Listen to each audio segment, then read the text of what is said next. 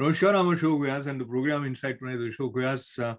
We will be talking about celebration and distraction of Ram Navami festival. We'll also take a look at what happens after Imran in Pakistan and how it will play out for India. But first and foremost, let me have the pleasure of welcoming my panelists today, and all of them here in the same frame now.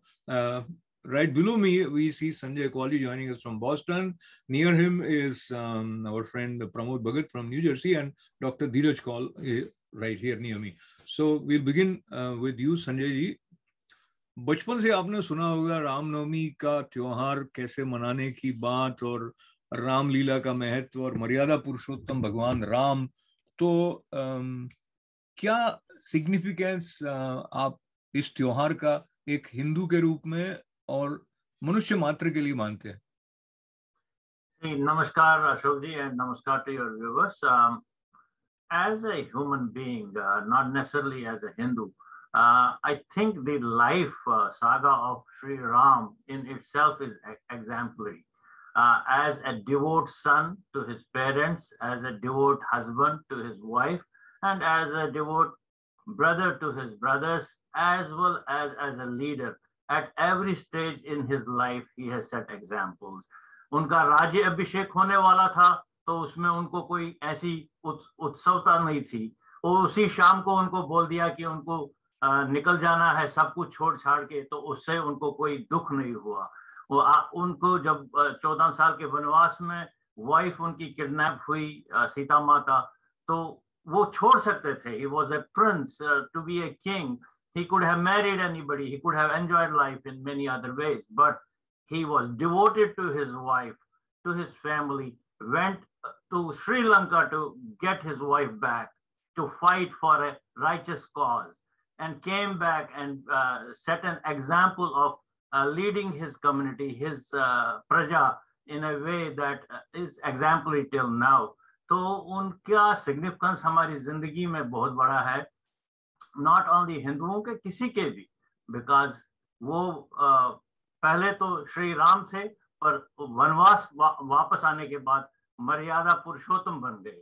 तो वो in itself is a story. तो भगवान राम के साथ में पूरे भारत की जो सांस्कृतिक आत्मा है उसका भी विशेष संबंध हम यूं माना जा सकता है कि धीरज, आप किसी भी राज्य में जाएं तो अभी भी अभिवादन करते हैं तो राम राम कहकर करने वाले भी बहुत लोग होते हैं। गांव में चलते चलते दूर दूर से आवाज लगाते हैं राम राम, और एकदम जो समापन की यात्रा होती है जीवन की, तब भी राम नाम सत्य है, ऐसा कहा जाता है। तो प्रमोद जी, सामाजिक दृष्टि से जो राम नवमी का उत्सव मनाते समय एक प्रोसेशन निकालने की परंपरा रही है, उसके पीछे क्या सिग्निफिकेंस आप मानते हैं? नमस्कार अशोक जी, एंड ITV गोल्ड के व्यूअर्स को भी हमारी तरफ से बहुत बहुत शुभकामनाएं रामनवमी की। बिल्कुल, जो भगवान राम का जो पुरुषोत्तम, मर्यादा पुरुषोत्तम भगवान राम का जो संदेश है, बहुजन हिताय बहुजन सुखाय, और पूरे अखंड रामायण में इतने सारे प्रसंग हैं कि चर्चा होते हुए दिन से रात हो जाएंगे। और सब स्पष्ट रूप से जो प्रोसेशन का जो है वो हम लोग याद करते हैं कि ये भारत की भूमि जो है, ये वसुदेव कुटुंबकम एंड वसुदेव की जो भावना के साथ जो सत्य सनातन की परंपरा काम कर रही है, वही तो प्रभु राम से ही हम लोगों को सीखने को मिला है। इसलिए लोग उसको याद करने के लिए, एक प्रोसेशन नहीं है वो, बेसिकली एक लोगों में एक उत्सव है, उसको राम उत्सव कहते हैं। तो जो अपना जन्मदिन मनाते हैं तब भी हम प्रसन्न होते हैं, और जब एक ऐसे अजन्मा का जन्म जो कि भगवान विष्णु के अवतार हैं और जो सब में है, राम वो है जिनका न कोई आदि है न कोई अंत है, और जो भारतीय संस्कृति की आध्यात्म परंपरा का एक रसमय प्रवाह है, उसको और गति तुलसीदास जी की रामचरितमानस ने भी दी है।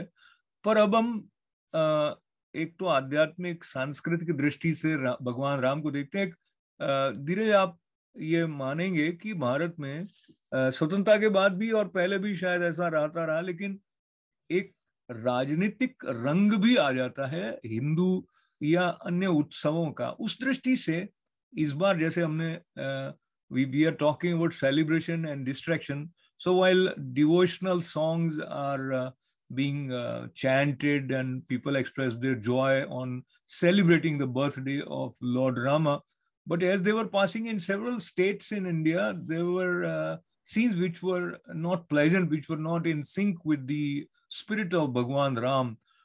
Stone pelting took place. And so what do you make out of it? Is it that there is a kind of simmering intolerance in openly observing and celebrating the spirit of Ram in several parts of India, or how do you interpret it? Namaskar. Thank you for having me on the show, and happy Ram Navami to all your viewers and yourself. I think I'll come straight to the question you've asked. I think because the rest of the panelists have answered it in detail. But for me, like I tried to mention earlier, Ram's is a live ideal in front of every single human being, regardless of whatever religion you follow. Like earlier it said, बिल्कुल ही optimally हर जिंदगी के पड़ाव पे ideal जिंदगी जीते हुए parents की तरफ रिस्पॉन्सिबिलिटी, वाइफ की तरफ, समाज की तरफ त्याग, बलिदान और इक्वलाइजेशन, मतलब आपका सोशल इकोनॉमिकल स्टेटस, आप किसी भी वंश उससे आते हैं, शबरी को ले लीजिए, इवन एनिमल्स लाइक वानर और plants and trees and insects तक की तरफ सेंसिटिविटी. तो नेचर के हम एक कंपोनेंट हैं, नेचर के हर पहलू की तरफ सेंसिटिविटी दिखाना, जानवर की तरफ, वनस्पति की तरफ, इंसान की तरफ, रिगार्डलेस ऑफ जाति, ये राम से हम सीखते हैं. और भगवान राम हम सब के अंदर है. देखिए, भारत का इतिहास अगर आप वेस्टर्न वर्ल्ड की बात करें तो 5000 साल होता है, लेकिन हमारे जो ग्रंथ हैं और उपनिषद हैं और वेद हैं, उसके अकॉर्डिंगली उससे कहीं बहुत पुराना है. तो समाज जैसे इवॉल्व होता है वैसे वैसे पद्धति बनती है. भारत मूलतः अगर आप देखें वैदिक गणराज्य था और अलग अलग छोटे राज्यों की कोलैबोरेशन था और अलग अलग. जी मैं माफी चाहता हूँ, आप बिल्कुल सही बता रहे हैं, लेकिन मैं सोच रहा हूँ अभी जो घटित हुआ उस पर सीधे आ जाएं.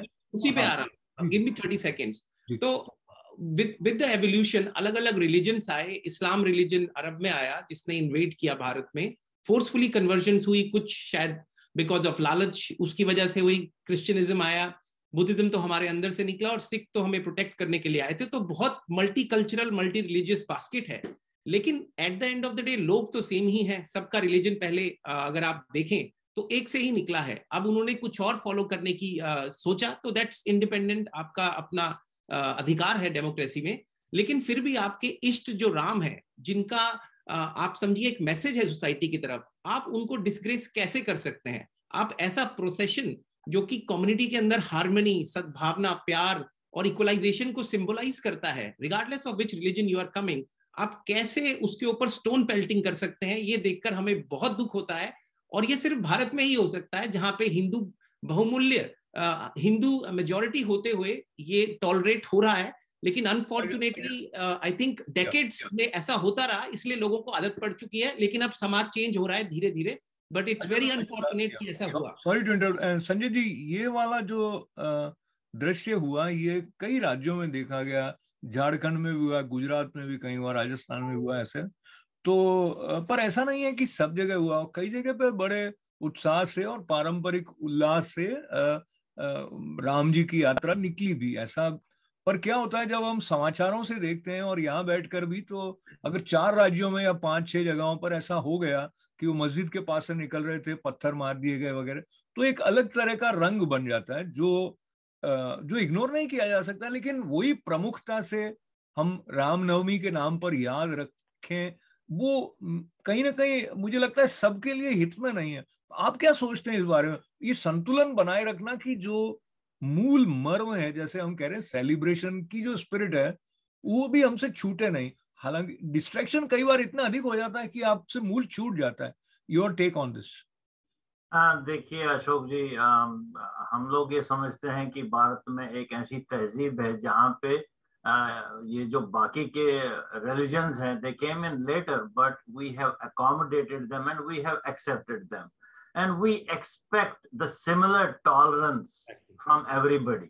So ये मानना कि जो कुछ हुआ है सही है, गलत है, क्योंकि हम लोग एक सेलिब्रेशन कर रहे हैं जो कि एक मर्यादा पुरुषोत्तम है, जो सबके रहे हैं, जो आज क्रिश्चियन है या आज मुस्लिम है भारत में, उनके भी वो कभी ना कभी आदरणीय रहे हैं। तो उस हिसाब से हम लोग सेलिब्रेट कर रहे हैं। अगर आप लोग उसमें ज्वाइन नहीं करना चाहते, that is okay, but you don't have to be a distraction, you don't have to create violence और डिसरप्ट सच जो जलसे हो रहे हैं उनको डिस्टर्ब करना। और अब तो उससे क्या होता है, बेसिकली द डिफरेंशिएशन इज कि इस्लाम में कि there is an element of intolerance. गजवाए हिंद उनको करना है, वो उनके दिल में है, और वो ही एग्जिबिट होता है इस प्रदर्शन से। आज भारत में 75 साल के बाद भी आपके 5 स्टेट्स में ऐसे इंसिडेंट होते हैं, और वो भी उन जगहों पे जहां पे मुस्लिम मेजॉरिटी है।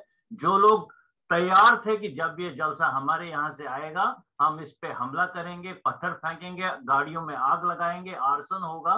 तो एक कम्युनल जो वहां पे हार्मनी है उसको डिस्टर्ब ही नहीं करना है, but they are, it is an exhibition of power to tell you that no we are not going to accept you. ये तो संजय जी की बात करें, प्रमोद जी मैं आपको बता रहा हूँ, इसमें दोनों तरफ से देखने की आवश्यकता इसलिए हो जाती है क्योंकि उससे हमारे पास एक ऑब्जेक्टिव पिक्चर आती है। कई बार हम अपने आप को स्ट्रेच करके देखते हैं दूसरी तरफ से। तो ऐसे भी समाचार आए प्रमोद जी की कई स्थानों पर जब आप जुलूस निकाल रहे होते हैं और मस्जिद या मुस्लिम बाहुल्य क्षेत्र से निकल रहे हैं, या तो क्या कुछ एलिमेंट्स के मन में अपने शक्ति प्रदर्शन की बात आ जाती है।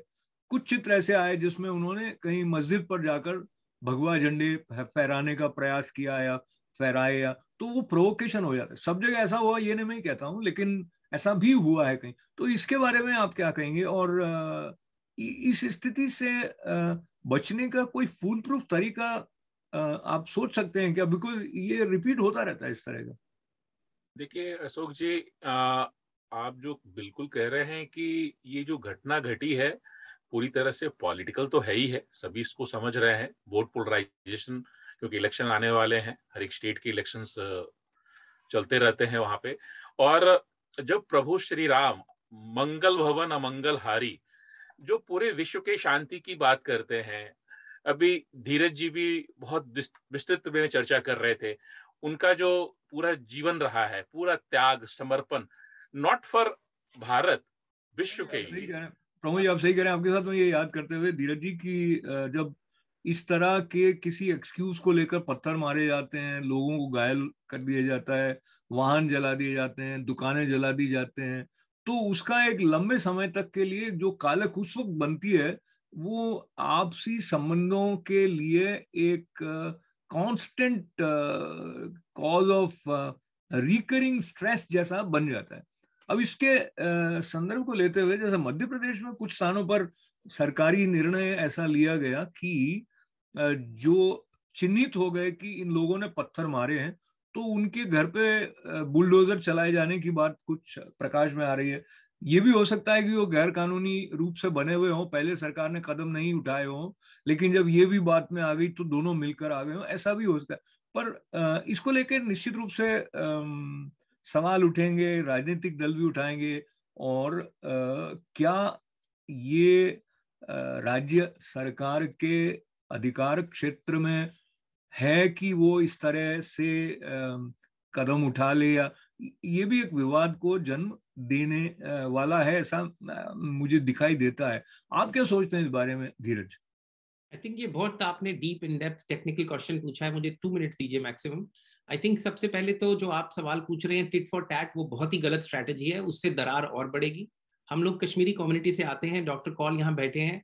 एक समाज को सेटल होने में दशकों, सेंचुरीज, थाउजेंड्स ऑफ ईयर्स लग जाते हैं। हार्मनी बिल्ड करने में, डिस्ट्रॉय करने में सेकंड्स लगते हैं। इंसान के जीवन को बिल्ड करने में डेकेड्स लग जाते हैं। डिस्ट्रॉय होने में, कोविड में हमने देखा, मिनट्स एंड आवर्स के अंदर आदमी खत्म, आइडेंटिटी इज ओवर। तो डिस्ट्रक्शन माइंडसेट से अगर आप चलेंगे तो विनाश तो बहुत आसान है करने के लिए। लेकिन ये बात सही है, जो वहां की इंटेलिजेंस, पुलिस इंटेलिजेंस, सीआईडी है, ये उसका काम है देखना कि ये जो पत्थर मार रहा है इसका ब्रेन वॉश कौन कर रहा है, कौन से मदरसा में इसका ब्रेन वॉश हो रहा है, कौन सी मस्जिद के अंदर इनको ये सिखाया जा रहा है। क्योंकि problem is not that person, problem है वो मानसिकता कि जो भगवान राम का पीसफुल हमारा वो चल रहा है हिंदू कंट्री के अंदर आप उन लोगों के ऊपर अटैक कर रहे हैं जो कि पीस को सिंबलाइज कर रहे हैं। ये कहां से ब्रेन वॉशिंग चल रही है, इस पे आई थिंक एफर्ट डालना जरूरी है। और अगर डिस्ट्रक्शन प्रॉपर्टीज की हो रही है, ये बहुत गलत बात है। इंसान का जीवन लग जाता है दुकान या बिजनेस सेटअप करने में, और डिस्ट्रॉय करने में ये उपद्रवी तत्व निकल जाते हैं। कंपनसेशन कभी भी उसको पूरी तरीके से कवर नहीं कर सकता, और ह्यूमन लाइफ को तो बिल्कुल भी नहीं। तो संजय जी, जो बात धीरज कह रहे हैं वो एक एंगल से समझ में आती है, पर ये जो इन्होंने पॉसिबल सॉल्यूशन बताया कि इन डेप्थ स्टडी करना, कहाँ से ये थॉट जनरेट हो रहा है, वो बहुत ही कॉम्प्लेक्स है। वो दोनों तरफ की बात है, क्योंकि जहां जहां किसी को असुरक्षा का भाव लगता है, चाहे वो बहुसंख्यक है या अल्पसंख्यक है, वो अपने तौर पर जो आचरण करता है वो अपनी उस तात्कालिक अस्मिता की रक्षा की दृष्टि से होता है, और वो कई बार मर्यादाओं को लांघ जाता है। हम भगवान राम के स्मरण के साथ मर्यादा की बात करें, आपको क्या लगता है, क्या समाधान है संजय जी? और आप ये भी याद करें, कुछ बातें अभी हाल ही में द कश्मीर फाइल्स आई थी, उसके कारण भी कई बातें लोगों के मन में ऐसे ताजा हैं कि वो किसी भी तरह की संभावना को पनपने नहीं देना चाहते। शायद वो भी एक स्थिति वातावरण में है। क्या लगता है आपको? मैं कश्मीर से हूँ, मैं कश्मीरी हिंदू हूँ, और मैं वहाँ एक मेजॉरिटी मुस्लिम कम्युनिटी में रहा हूँ as a minuscule minority.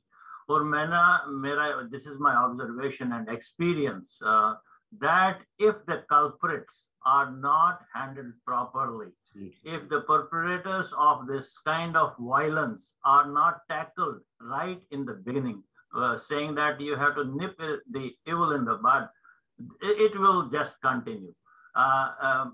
Agar ye state governments are taking action against the people for their involvement in such riots, or if it is just going after people who have built these houses or properties illegally, both are the functions of a state government where they have to take action. They have to make sure that the population is secure and it feels safe. वो हिंदू के लिए भी लागू होता है, मुसलमान के लिए भी, क्रिश्चियन के लिए भी, या किसी के लिए भी। They have to set an example, ताकि कल को कोई ये ना सोचे कि मैं अगर कुछ करूंगा तो मुझे कोई हाथ नहीं लगाएगा। एक छोटी सी एग्जांपल दूंगा। यूपी के इलेक्शंस में रिसेंटली एक बंदे को हेलमेट न लगाने के लिए पकड़ा गया चौराहे पे, तो he was denouncing and challenging the police officer, saying मेरी हुकूमत आने दो तब देख लूंगा तेरे को। और जब हुकूमत आई नहीं तो वही बंदा अब सोशल मीडिया पे जाके हाथ पकड़ के कह रहा है मुझसे गलती हो गई, मुझे ऐसा नहीं करना चाहिए था। It is because the law and order machinery has gotten into action, and that is why people are now thinking twice. उससे पहले तो भारत में, ये यूपी में नहीं, कहीं पे भी आप एग्जाम्पल दे दो। आप एक टेररिस्ट को, आप मुजाहिद को हीरो बना देते हैं, तो जो छोटे छोटे बच्चे उनका जलसा देखते हैं, उनकी प्रेरणा बन जाते हैं कि मैं भी ऐसा बनूं, मैं भी ऐसा करूं, मैं भी बंदूक उठाऊं। तो वो हमें नहीं होने देना है। It is very important. तो आप दोनों को पता, विशेष रूप से सभी को है, और पाकिस्तान की जो स्थिति है वो भारत के साथ हमेशा जुड़ी रहती है, और बल्कि पाकिस्तान का होना भी भारत के विभाजन के कारण हुआ है। और प्रारंभ में यह था कि धर्म के आधार पर विभाजन, और वो बातें बहुत पीछे छूट गई हैं। पर प्रमोद जी, अभी जैसे संजय जी जब बात कर रहे थे आतंकवाद जैसा भाव लेके कहीं हमला करने की, तो मुर्तजा जिसने गोरखपुर में गोरखनाथ जी के आश्रम में हमला किया, आईआईटी से पढ़ा हुआ है, तो पढ़ा लिखा बंदा है, समझदार आदमी है, लेकिन उसको बचाने के लिए कुछ तो नेताओं ने तुरंत कहा कि वो मानसिक विक्षिप्त है, या अन्य एक्सक्यूजेस उनके लिए दिए गए। तो उससे लगता है कि कई स्तर पर इस तरह की जो मानसिकता है उसको बचाने की या उसको प्रश्रय देने की कोशिशें जारी हैं। पर फिलहाल हम पाकिस्तान की तरफ चलते हैं। अभी जो कुछ हुआ पाकिस्तान में, और अब इमरान खान तो भूतपूर्व प्रधानमंत्री हो गए, वहां के पूर्व प्रधानमंत्री हो गए, तो क्या आपको लगता है ये उठापटक जो पाकिस्तान में हुई है, पहले पाकिस्तान पर इसका क्या असर संभावित आपको दिखाई देता है? अशोक जी, देखिए, पाकिस्तान के बारे में अब कुछ छिपा तो है नहीं। एक आतंकवादी कंट्री है, फेल्योर कंट्री है, और उसकी हिस्ट्री रही है, कोई भी वहां का प्राइम मिनिस्टर अपनी पूरी यात्रा 5 साल की कभी पूरी नहीं कर पाया है, क्योंकि इतनी करप्शन है, क्योंकि जो कंट्री जिस कॉन्सेप्ट पे वो लोग बनाए हैं वो पूरी तरह से फेल्योर हो चुका है। पूरी दुनिया में जहां पर भी आतंकवादी का लिंक देखा जाता है, कहीं ना कहीं पाकिस्तान में ट्रेनिंग से वो जुड़ता है। ये हम नहीं कहते, पड़ोसी होने के नाते पूरी दुनिया जानती है। और जो अभी वहां की सरकार गई है उसके पीछे तो स्पष्ट रूप से वो नहीं, वो बेनिफिट्स और लॉबी चेंज करने की जो चर्चा, क्योंकि वहां वो लोग लॉबी पे काम करते हैं, वो एक न्यूट्रल अपनी जनता के लिए काम नहीं करते हैं, हमेशा फायदा, उसके लिए आतंकवाद को प्रश्रय देना, पैसे बनाना। और माफी चाह रहा हूँ प्रमोद जी, तो जनरल बात को लेते हुए हम आगे बढ़ सकते हैं, पर मैं चाह रहा हूँ स्पेसिफिक जा रहा हूँ आपके, मैं वापस आता हूँ। संजय, आपकी नजर में इमरान की सरकार का हटना अभी मुख्य रूप से क्या कारण आपको लगता है? मुझे लगता है कि मुख्य रूप से उनका हटने का कारण है जो उनकी डिफरेंसेस, वहां के जो पावर सेंट्रिक आर्मी है और आईएसआई है, उनसे जो उनका थोड़ा बहुत मतभेद हुआ है उसकी वजह से हो गए हैं। वरना वहां पर इमरान की पार्टी हो या नवाज शरीफ की पार्टी हो या बिलावल भुट्टो की पार्टी हो, कोई भी हो, उनका एक ही एजेंडा है कि कैसे हम भारत के खिलाफ खड़े रहें और कश्मीर का मुद्दा हमेशा उठाते रहें।